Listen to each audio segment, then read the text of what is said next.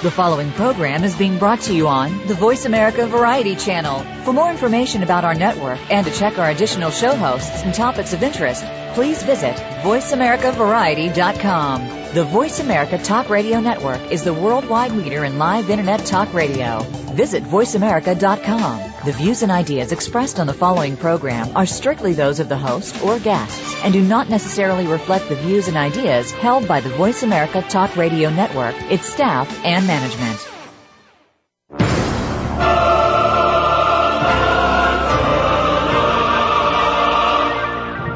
Welcome to Crime Prevention 101 with host Susan Bartelstone. We're so happy you've joined us. Over the next hour, you'll learn the tips, tricks, and vital information that'll help you keep yourself confident and safe.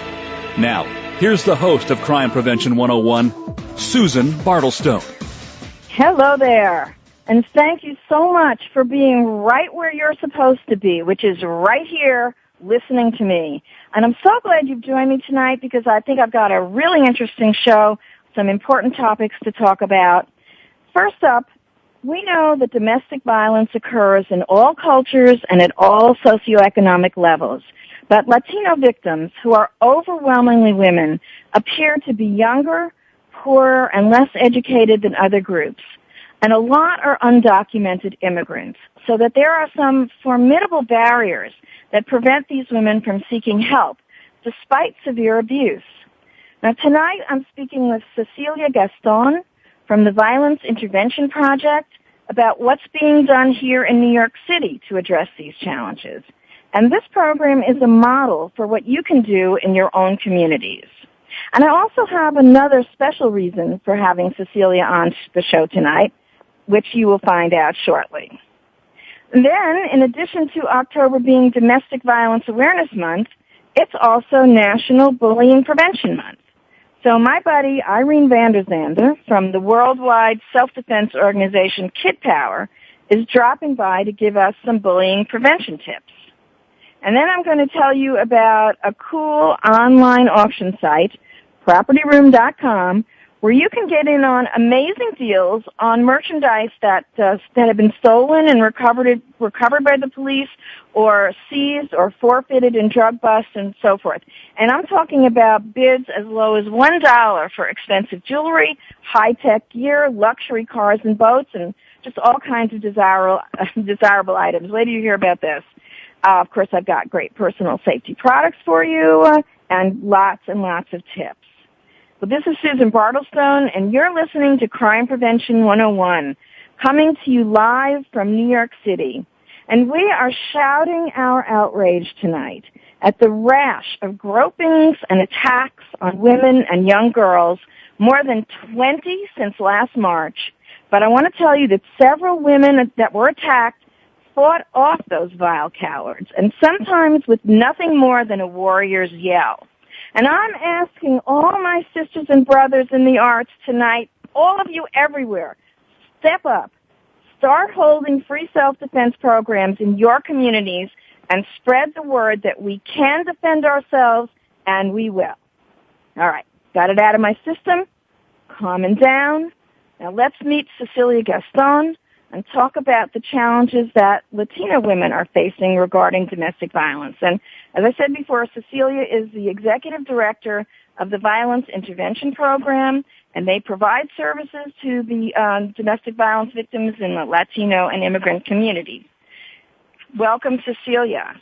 Hi, Susan. Thank you for having me in your show. Oh, what a pleasure. What a pleasure to have you.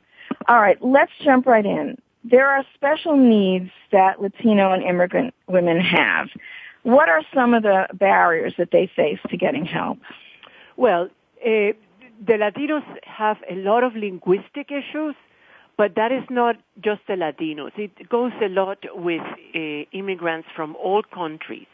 Exactly. They also come from countries that have no services for women, or that do not have, women in those countries do not have all the rights that we have in this country.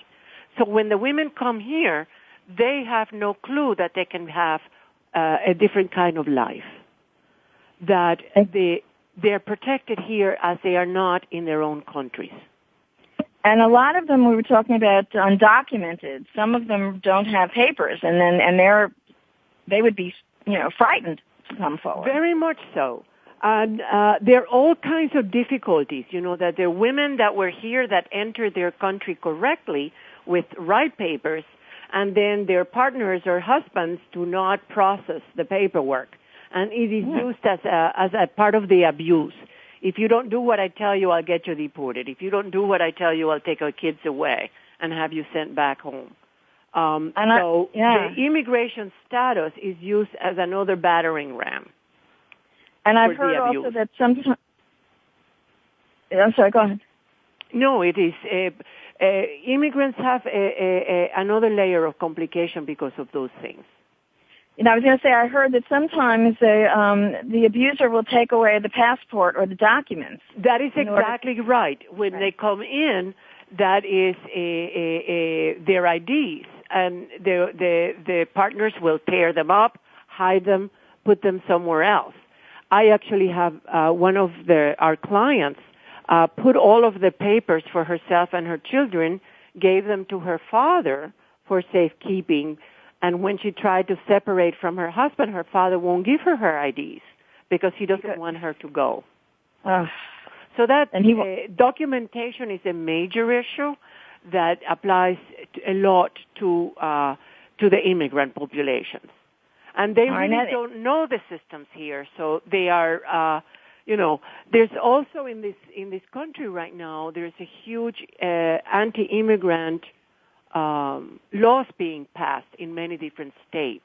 Mm-hmm. We've had women all around New York City, in New Jersey, in Long Island, in upstate New York, that have called the police, called 911 for help, and then when the police arrives, whoever speaks the best English is the one that translates, and it could be a child, and it could be the abuser. Mm-hmm. And so sometimes, instead of doing a real investigation on who is the abuser, who's the perpetrator, the police officer will just say, well, they'll take both of them and arrest both persons. Now, with the environment in the country with secure communities, the women are really at risk of being sent to deportation. So there's a huge level of fear in immigrant communities, whether you have regardless of your immigration status. So it is really a problem. There's something I wanted to clear up for the record here, because some people might ask, does an illegal or an undocumented immigrant have a right to domestic violence services like shelters and things like that? And let's clear that up right now. Oh, they have a right. The law protects us. There are some federal laws that were passed more than 10 years ago that give very special protections to everyone, to all victims of domestic violence, regardless of the immigration status. And the law is very clear on that, because this country has certain values that are, they don't agree with abusing weaker people. Exactly. So there are values in the books, and a lot of women, immigrant women, do not know that they have these federal protections.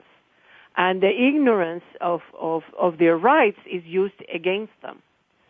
Now, that was the Violence Against Women Act. That was a monumental act, and I'm hoping that was a monumental act. The Violence Against Women Act is up for reauthorization right now, and we're working very hard to make sure that it goes through with all of the protections for all of the women in the country. Oh, terrific. Let me know what I can do. We'll get the word out, and this show will help whatever you need. We certainly use every avenue to make sure that it passes at the right time. All right. Now, Cecilia, in many communities, we touched on this before, there's a lack of services about special needs of immigrants and of Latino victims. Let's talk about the Violence Intervention Program and some of the ways that you address these problems, because this is a really good model program. Yes, well, we are embedded in different immigrant communities throughout the city of New York. We rent spaces that are not obvious, so that the woman can come in and out of the space without being identified. We don't announce who we are. We don't have signs outside or anything, so that the women can come in with securely. This is very important because if the abuser finds out where they're going, it could make it worse. Exactly. And we have had women that take a couple of years before they can actually, with safety, in a safe way, leave their difficult environment. Cecilia, do you have an estimate of how many immigrants and how many Latino survivors there are in the city? I know it's hard to pinpoint because they don't get counted a lot, but any estimate on what we're talking about in New York City? It's a big problem. It's a big problem, and in the city of New York, we now have like a 12% increase in homicides and domestic violence homicides. But it is very, very difficult to count how many victims there are. A lot because the victims do not report. So it is even when they come to the hospital to the emergency room with injuries, unless you do a real proper assessment and the provider can really discover that the injury was caused by domestic violence, they are not counted. Do you have? I know you have a hotline. You answer about 14,000 calls. Do you also go with the women to the hospital if they need one? We actually, it's one of the things that we really is a specific niche of ours. We do a lot of the hand-holding. We take the women to the hospital and sit with them while they wait. We take the women to schools if there's a problem in the schools. We sit with them through courts. We get them lawyers that will help them through a divorce, through a VAWA application, which is very complex. We actually do a lot of advocacy with the NYPD, that the police officers actually document the domestic violence incident using the right crime incident. This way, we can actually do an application at the Office of Victim Services and get them reimbursement if they have to have, for example, an injury and they don't have money to pay for the health care. So there's a lot of the advocacy that can happen that can really make a difference between life and death. And I know you have a residential program and you have an economic empowerment program. Oh, exactly. The World Health Organization has identified financial empowerment as one of the most important things that would reduce the violence against women. Having a little bit of money and being able to make decisions is a major importance. So we are teaching all our staff and all our clients, how do you open a bank account? How do you have savings? Even if it's 25 cents a week, start putting it in a safe place. Because then at the moment of leaving the situation, you have your documents, you have a safety plan. You need to have a safety plan at every stage of the way. We know that leaving, at the moment of leaving, is the most dangerous moment, and when the women are killed is very often after they have made a decision to leave. Absolutely. All right, now I want to make sure I give out the website. It's ZIP Mujeres, MUJERES.org, right? Correct. And our emergency hotline number is 1-800-664-5880. Okay, and I'm going to post all that information in the show notes. There's always somebody that speaks both English and Spanish. Okay, good. Now, one last question for you. Yes. Because we're running out of time. There's something special that's happening in December, right? Oh, yes. I am very, very proud to announce that we will be giving an award to you as one of our leaders of opportunity because you have taken crime and the empowerment of women as one of your big issues. And you always remind us to stay safe, which is so important for all of us in our communities. So we are having an event on December 1st at Museo del Barrio in East Harlem, and you're getting one of the awards. I am, and I'm just thrilled and honored to be part of this, and whenever I can do, to help you out, I'm going to do it for you, okay? Wonderful. I really, really appreciate it. This is something that is important, and that more than ever now that, the state reduces funding for community-based programming. And they now have only $500,000 for 62 counties in New York State. All right, we got to get on the ball and make sure. And I'm sure everyone out there is facing the same thing. There's been some horrible rumors. So, Cecilia, it was great talking to you. Very important information. Thank you so much for honoring me and supporting the show. And thank you for having me in your show. This is good, and I'm going to talk to you soon. Okay? Thank you. All right. Now, my wonderful audience, do you want to know where you might be able to buy a $2,700 ruby and diamond ring for only $150 and it's legal? You'll find out when we come back.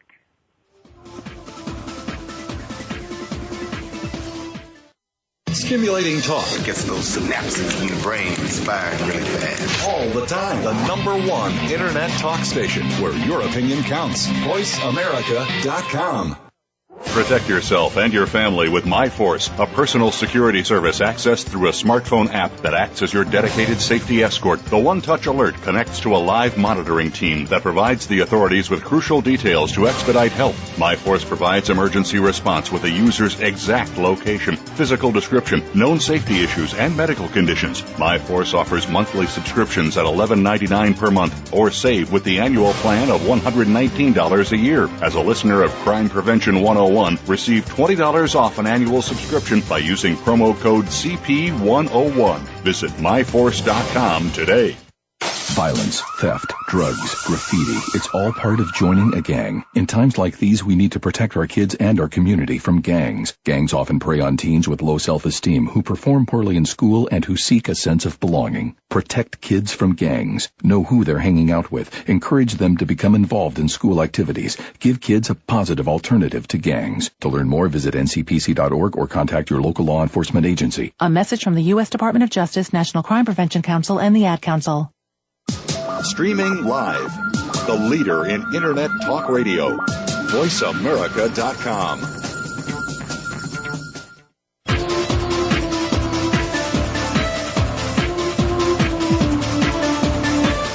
You're listening to Crime Prevention 101 with Susan Bartelstone. We invite you to share your stories, tips, or suggestions for topics you'd like us to cover, and Susan will address some of these on future shows. Send your story or idea to solutions@fightsafe.com. That email address again is solutions@fightsafe.com.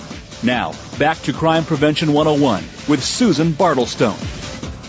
Hello again. Yes, this is Crime Prevention 101, the radio show with an optimistic perspective on a sober subject. And don't forget, you can check me out on Twitter. I'm at Crime Prevent 101. I'm on Facebook as Susan Bartelstone. And make sure to look for my daily Domestic Violence Awareness Month tips, one a day, on crimeprevention101.com. And I've got a Halloween tip for you because, it's right around the corner. And the bad guys are still out there, but now maybe they're wearing masks and carrying weapons, and nobody thinks twice about it. It's Halloween.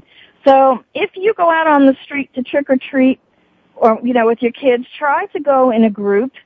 And if you're alone going somewhere, even if you're not alone, stay in the well-lit areas, carry a charged cell phone, and get a canister of pepper spray. It's a really good weapon. And I've got more Halloween tips for adults on my website. All right, now let's meet Tom Lane.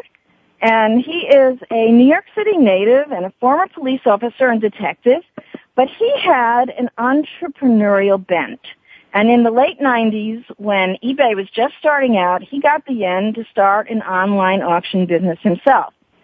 And he started PropertyRoom.com, which combined his law enforcement experience with the Internet. And wait till you hear about this.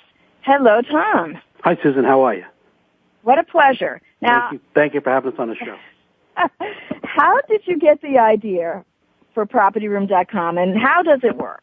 Well, it works just like every other online auction. Okay, the only difference is that we sell the stolen property that police departments recover, and we auction it off on the Internet. So instead of going to a local parking lot auction with your local police department once a year or once every 2 years in a smaller department, we pick the stuff up and take it back to our warehouses and process it and put it up on the Internet on PropertyRoom.com, and the people can sit in the comfort of their living room anywhere in the United States and bid on these items.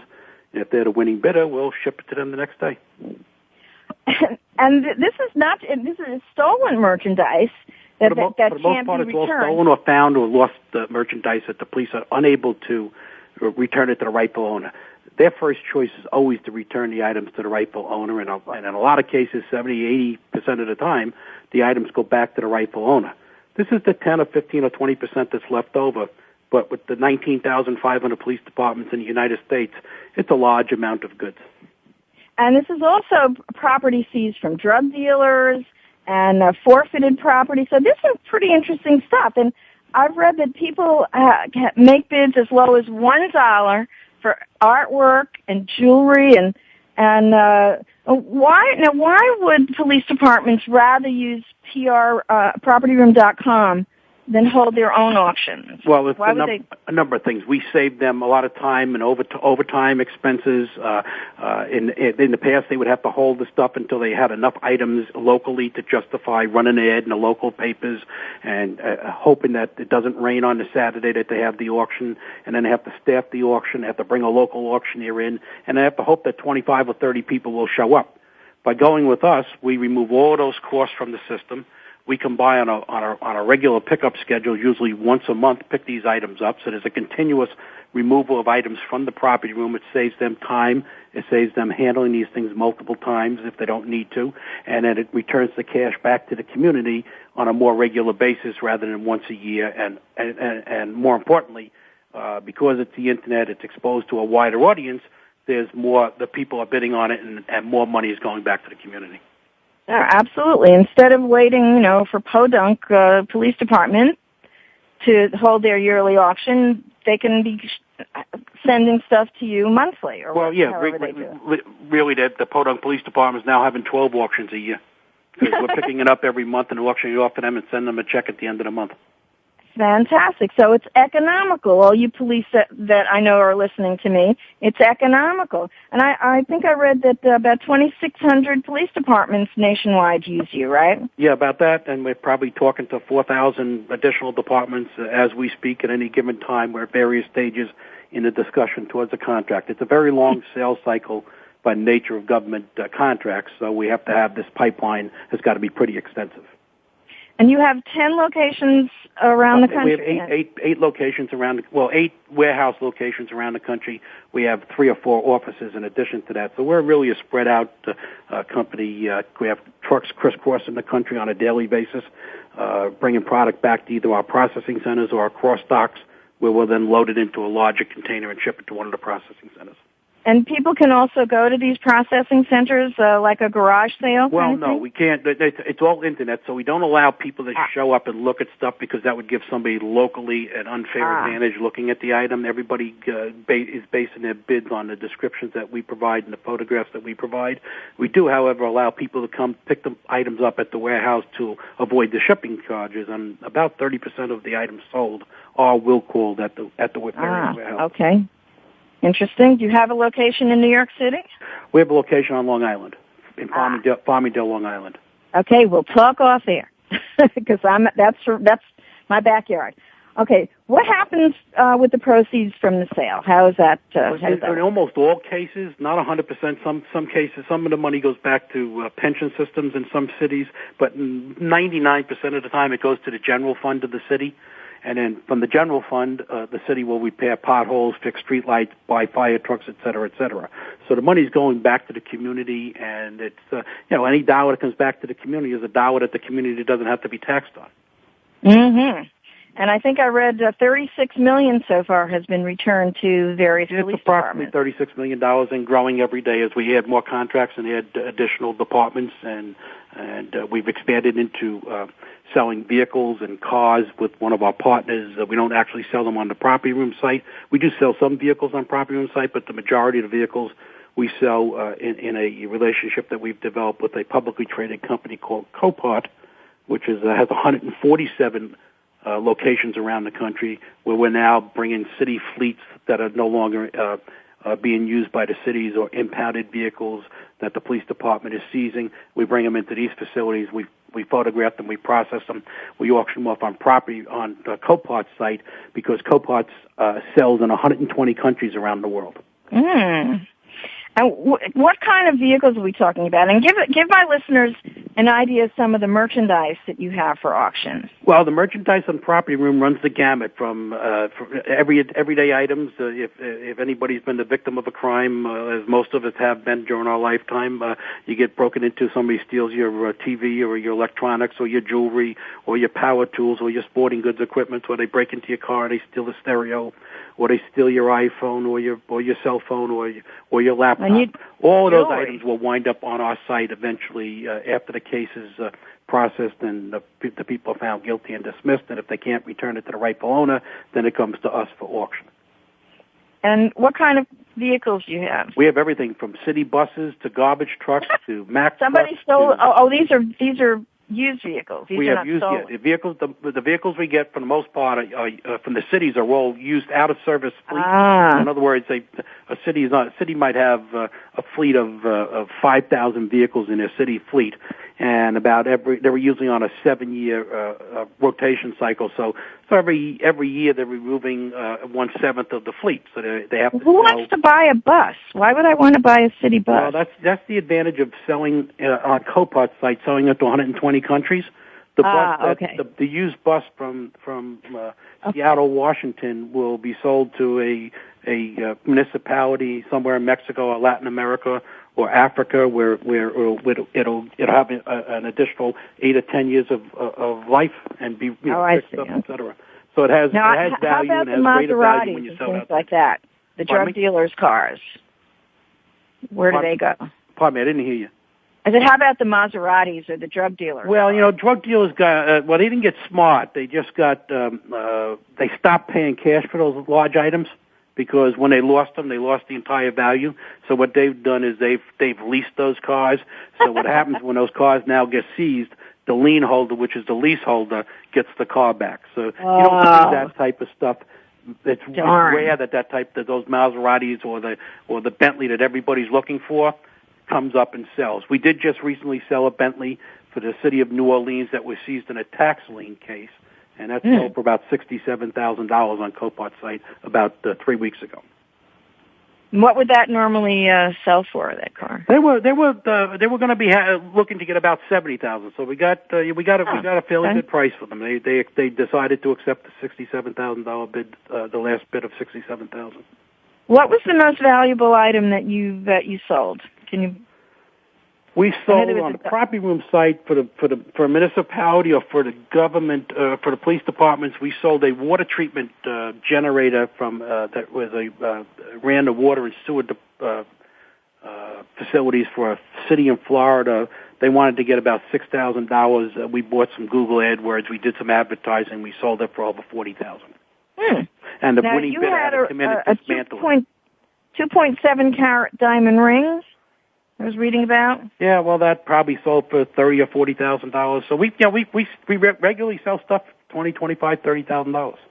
If it's got value, and we send all those rings out. We have 2 gemologists on staff actually that come in and look at these things and verify that the cut, carat, clarity, and color, and then they actually write up a gemologist report on how much they think the ring is worth, and the people can actually read that.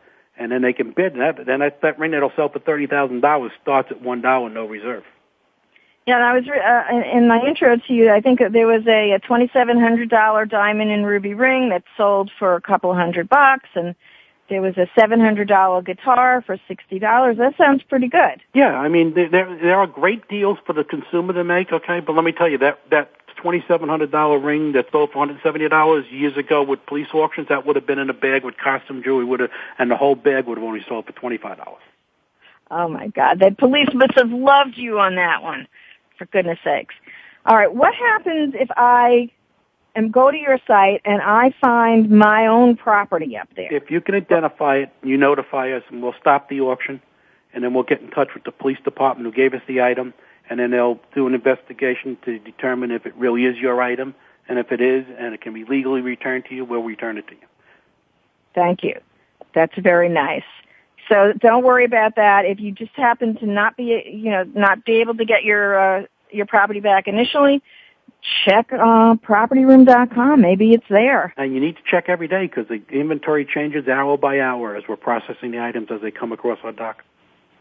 Now, do you have any tips for my listeners on how to avoid having their property wind up on your site? Like, how can we get the easiest way is to put an identification on it, okay? And when I say put an identification, do not use your Social Security number. Do not use your license plate. Do not use your driver's license number. Do not use your date of birth.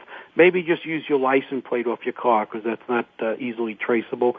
Something that you'll remember, but mark the items. Or just the easiest thing is write down the serial number that the item has that has come from the manufacturer. Record it and keep it somewhere. So if you, God forbid, you get broken into and somebody steals your stuff, you can go to the police department and say, these are the items and here's the serial numbers. So if they recover the items, they have a record of it, they run the serial number, they give the items back to you in the first place, and it will never get to us.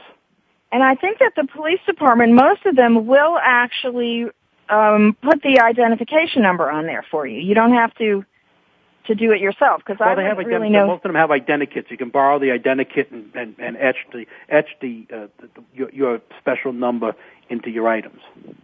But it's just as easy. So that's what I want. It's just as easy to use the serial number that comes on the item if it's an electronic item or something like that. Some items don't have serial numbers. You should photograph or videotape your valuable jewelries, etc. Everybody should have a safe in their house, okay? And a safe should not be one that can be picked up and hauled away. You need these safes where you can drill it from the inside the safe, put it into the studs in the floor, so it can't be ripped out of the floor. I like to tell people put it under the floor of the dining room with a rug over it. Yeah, that's easy to do, but it's also difficult to get it underneath the dining room table. Some people, especially me at my age, you get down on all fours to get underneath the dining room table. All right, well, put it somewhere that you can reach it then, but somewhere unobtrusive.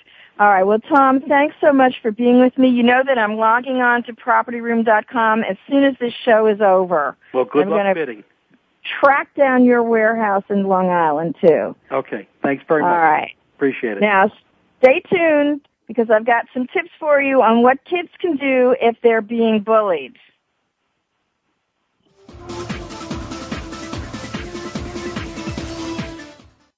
Talk, talk, talk. That's all we do is talk. If you'd like to talk, call us toll-free right now at 1-866-472-5787. 1-866-472-5787. That's it.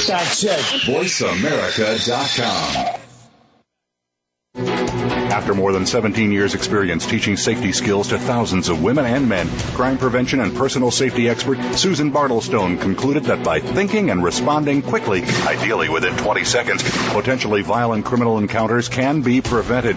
Using techniques from many different disciplines and illustrated by 60 real-life examples and success stories, Susan shows how it's done in her new book, Think Fast and Prevent a Violent Crime: How to Respond to Danger in 20 Seconds or Less. Check out www.crimeprevention101.com for more information.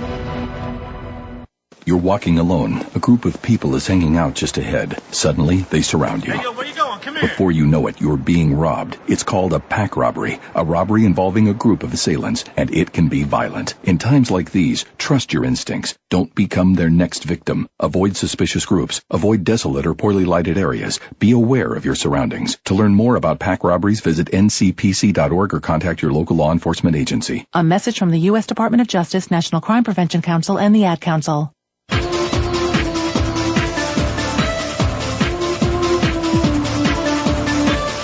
You're listening to Crime Prevention 101 with Susan Bartelstone. We invite you to share your stories, tips, or suggestions for topics you'd like us to cover, and Susan will address some of these on future shows. Send your story or idea to solutions@fightsafe.com. That email address again is solutions@fightsafe.com. Now, back to Crime Prevention 101 with Susan Bartelstone. Hello again. Yes, this is Susan Bartelstone. And don't forget that Crime Prevention 101 is available on iTunes. We can be with you wherever you go. I got another Halloween tip for you. What better time for burglars to prowl than on Halloween, right? So make sure to keep your inside and exterior lights on for good visibility. Look through the peephole before you open that door, and if something doesn't seem right, like the kid seems too tall or there's just something menacing or unusual, pretend you're not home. And for those of you that live in homes, why not organize a block patrol? First of all, you want to discourage speeding motorists because the kids are out there trick-or-treating, and these guys come running by with the fast cars. It'll also discourage the tricks, the acts of malicious mischief, and it will discourage criminals who prey on children and adults. And I've got more Halloween safety tips on my blog, crimeprevention101.com. All right, now, we are supposed to be talking with my buddy Irene Vandersander from Kidpower.com, but we haven't been able to get a hold of her. So let me talk to you a little bit about this topic. And they are, by the way, kidpower.org. You got to check them out. They are worldwide. They have sites all over the country, and they just came out with a book that I'm going to tell you about. It's a bullying book, but while we're trying to get Irene, just a couple of statistics that I found on bullying. In 2010, there were about 2.7 million students who are being bullied each year. And 1 in 7 students in grades kindergarten through 12th grade is either a bully or has been a victim of bullying. Can't believe that. That's, 1 in 7. That's just huge. The next statistic, over half, about 56% of all students have witnessed a bullying crime take place at school, and most of the time, when they don't know what to do, and they do nothing. So we have to get some information out to people on that, what to do. And let's see, 15% of all students who don't show up for school report that it's because that they fear being bullied. And I just heard a new term, very, very sad. It's called bullycide. And this is a term that's been used to describe suicide as a result of bullying. I mean, it's just horrific. There's I was going to ask Irene a couple of different ways. There's physical bullying where they're actually physically beaten up. There's verbal bullying, and now the new thing is cyberbullying, which involves texting and sexting and trashing social media sites and so forth. Now, Irene just wrote a book. It's a really good book. It's called Bullying, What Adults Need to Know and Do to Keep Kids Safe. And you can get this at kidpower.org. And they actually, they teach self-defense tactics, if you're being physically beaten up, and how to be a helpful adult. Parents, we got to get them to talk to us. Let me give you some of the tips that I found. And there was a very interesting website called parentsconnect.com about this is for parents. Most important thing is just encourage your child to tell you if he or she is being bullied and to talk about it. If you've got communication and you start seeing your child is is missing school and acting funny, then check into it. Get on and try and get them to talk. You want to remind him that it's not his fault or her fault, that they didn't do anything, that this is just kids being mean. Suggest that the child stay away from the kids and try to persuade him not to threaten them back. This is really hard. Sometimes you can avoid it, sometimes you can't. Have him tell the kids who are bullying him that he or she doesn't like it and that they should just stop. Like stop it, quit it. There's a way to say it, and you want to say it. You want to teach your child to not look like a victim. It's called the non-victim attitude. This is all mentioned in the bullying book. Now, this Parents Connect say, remind him or her that bullies like to upset people. So if you can keep your cool and react with a calm voice rather than an angry voice or a frightened voice, the bully is not going to get the response that they desire. So that might stop it. They want you to be scared. They want you to be miserable. Obviously, if you're being beaten or punched, you can't do that. But if it's just verbal, you might be able to just say, quit it, walk away, stay cool, stay calm. We call it the blank face. You just look that person in the eye with no response, no emotion. Quit it, David. Leave it. Walk away. If your child doesn't feel comfortable saying that to the bully, maybe ask someone, try and go, have your child find someone to go with him, not be alone, so that he's not such a vulnerable target. Sometimes that's possible, sometimes you can't. Another thing, try to get your loner child involved in some activities. Sometimes children are just shy, and they don't mingle or mix well, and might be kind of labeled as a loner. Try to get them involved in group activities like a sport or something where they can meet people with similar interests. And I talked about something on last week's show. There's an organization called girlpower.org, and this is it's a way that kids make friends online, and they find kids in their own area to hang out with, develop interests. And it was started by a woman who had been bullied, so she knows what she's talking about. And there's another website that I thought was really good too, and it's called Circle of Respect, circleofrespect.org. All right, circleofrespect.org, and there's lots of tips there to, another thing I want you to check on the Kidpower site. They have a seven-step process to independence. All right, things that parents can do, right, before you let your child go out alone. And we talked about them with the Libby Klutsky case, so I want you to check that out. Kidpower.org. All right, now I'm going to let's take a quick break. I tell you what, and let's come back, and I've got some personal safety products for you that I want to tell you about, and we'll have Irene back on again to talk about this, okay?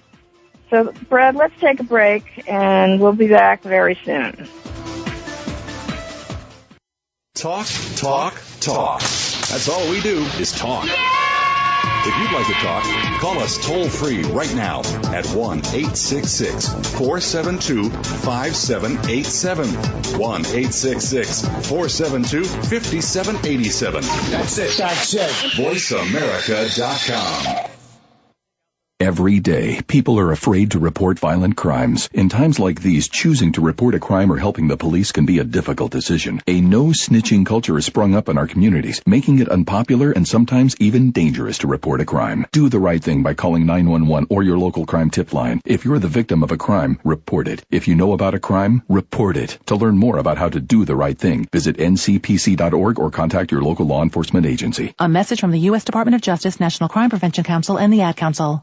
Protect yourself and your family with MyForce, a personal security service accessed through a smartphone app that acts as your dedicated safety escort. The one-touch alert connects to a live monitoring team that provides the authorities with crucial details to expedite help. MyForce provides emergency response with the user's exact location, physical description, known safety issues, and medical conditions. MyForce offers monthly subscriptions at $11.99 per month, or save with the annual plan of $119 a year. As a listener of Crime Prevention 101, receive $20 off an annual subscription by using promo code CP101. Visit myforce.com today.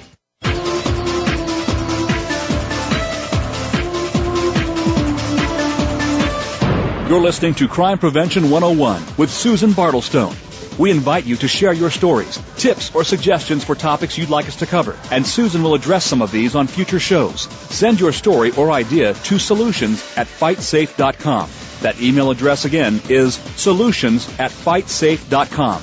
Now, back to Crime Prevention 101 with Susan Bartelstone. Hello again. And there is no place else that Susan Bartelstone would rather be than right here with you on Crime Prevention 101. All right, I've got one last Halloween for adults tip. Now, please do not write me nasty emails. I'm not being politically correct here, but I'm asking you to use common sense. Now, we live in difficult times and we live in unfair times. And I know that in a perfect world, we should be able to wear whatever we want to wear. What I wear doesn't mean I'm consenting to anything, but it's just safer to leave the sexy nurse or the naughty schoolgirl costumes for house parties where you know the people, not walking around on the streets. And trust me, I live in New York City. If you ever go down to Greenwich Village on Halloween, oh my God, you'll see just the most amazing things. But not on the streets, because they just may send a message that you don't intend. That doesn't mean it's your fault. I'm not saying that it's your fault. I'm not saying that it's not wrong.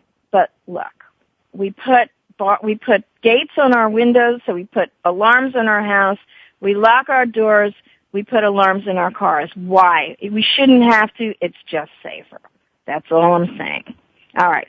And again, don't forget to check out my blog, crimeprevention101.com. I'm going to put links to all my guests and all the tips and resources that I mention here on the show, crimeprevention101.com. All right, I got some personal safety products for you, a couple of items of interest that I save when I have a little extra time.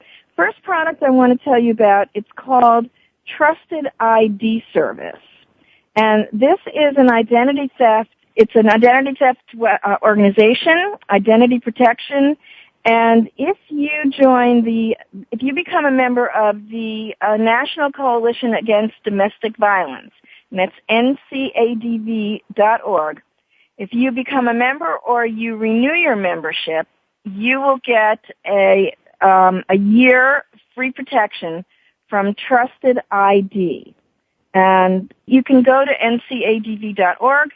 You can find out all the information about this there. You really, especially identity theft is a real problem for domestic violence people, because the abuser has access to all your credit cards, your bank accounts, and it happens all the time. They trash your credit and make all sorts of fraudulent purchases and whatever. Okay, trustedid.com and ncadv.com. A good reason to join the National Coalition Against Domestic Violence.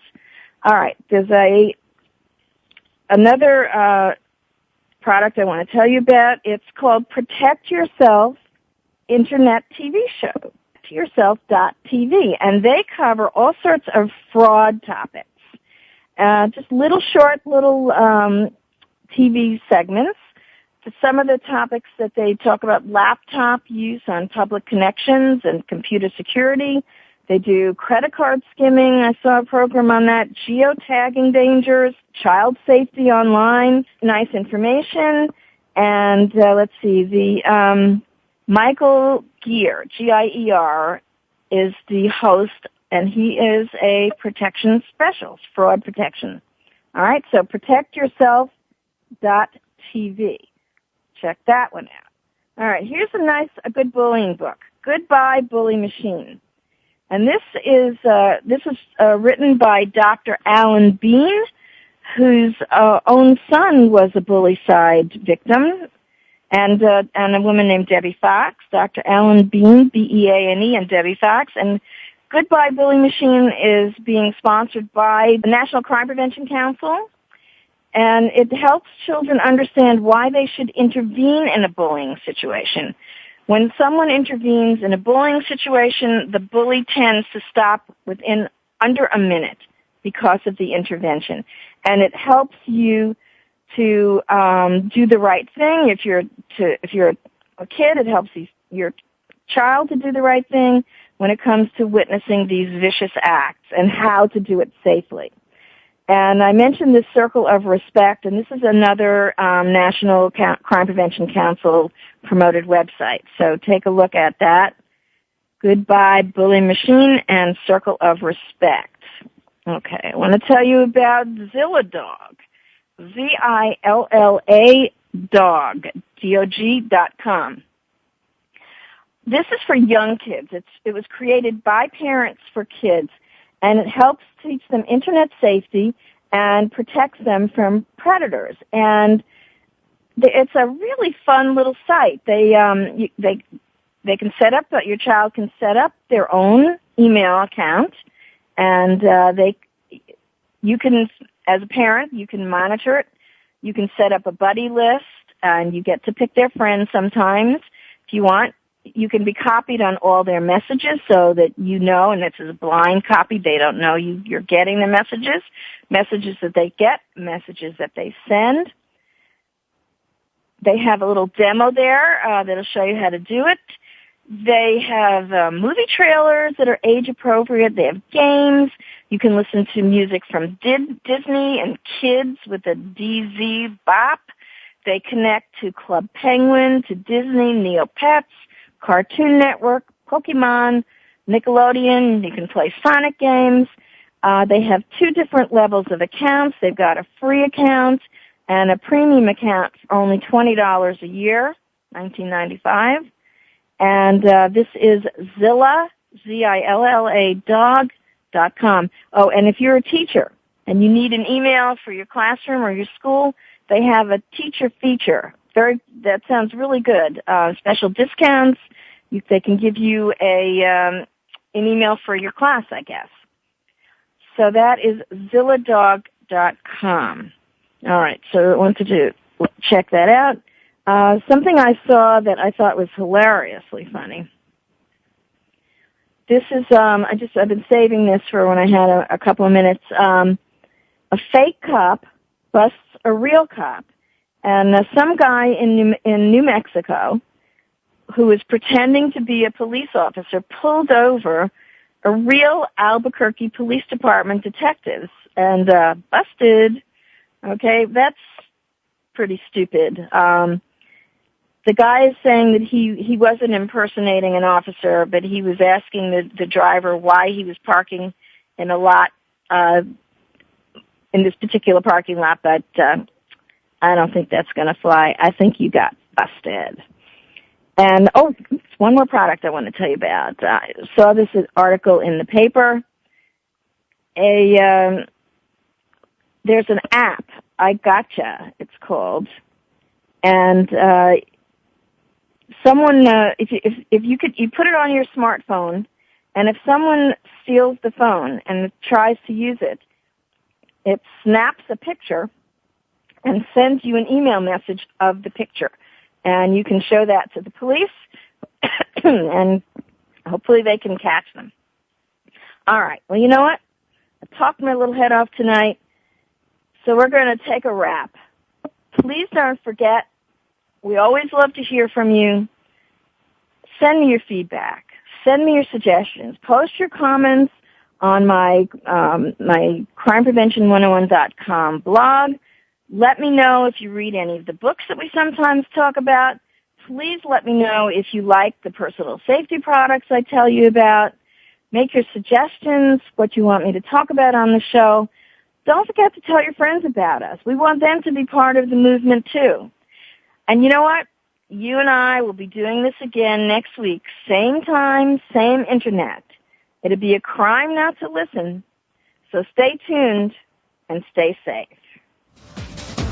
We hope you got some useful information and inspiration this week on Crime Prevention 101. Susan Bartelstone invites you to join us again next Wednesday at 5 p.m. Pacific and 8 p.m. Eastern Time here on Voice America. If you want to learn more about Susan's guests, sign up for her newsletter, or find out about upcoming teleseminars and workshops, go to www.crimeprevention101.com today. Have a great week and a safe week.